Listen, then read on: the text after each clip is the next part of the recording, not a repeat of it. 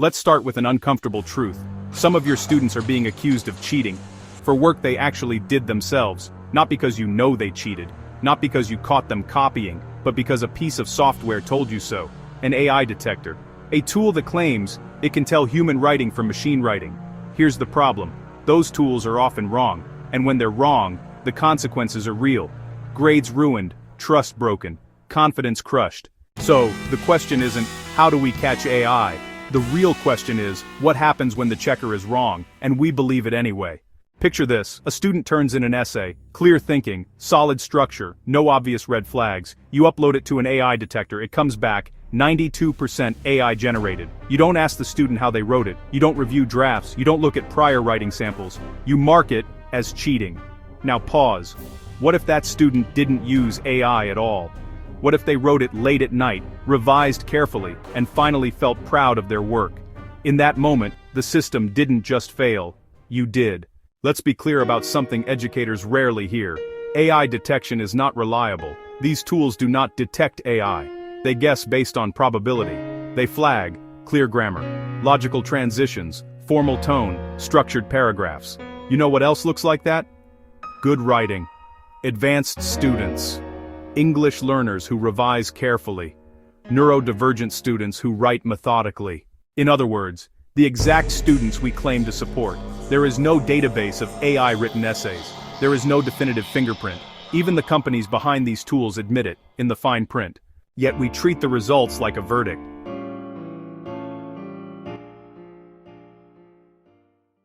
Here's where it gets uncomfortable. When we trust the checker more than the student, we send a clear message.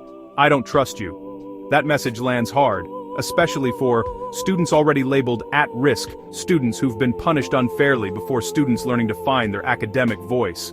We are teaching them something, but not what we think. We're teaching them that effort doesn't matter, that integrity doesn't protect them, that authority matters more than truth.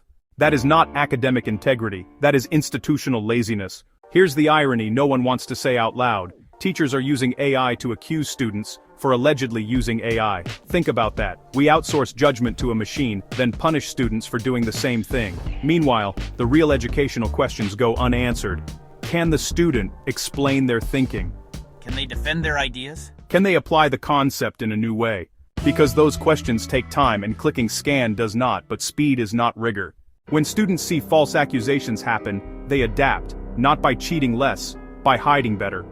They dumb down their writing, add mistakes on purpose, avoid originality, stop taking risks.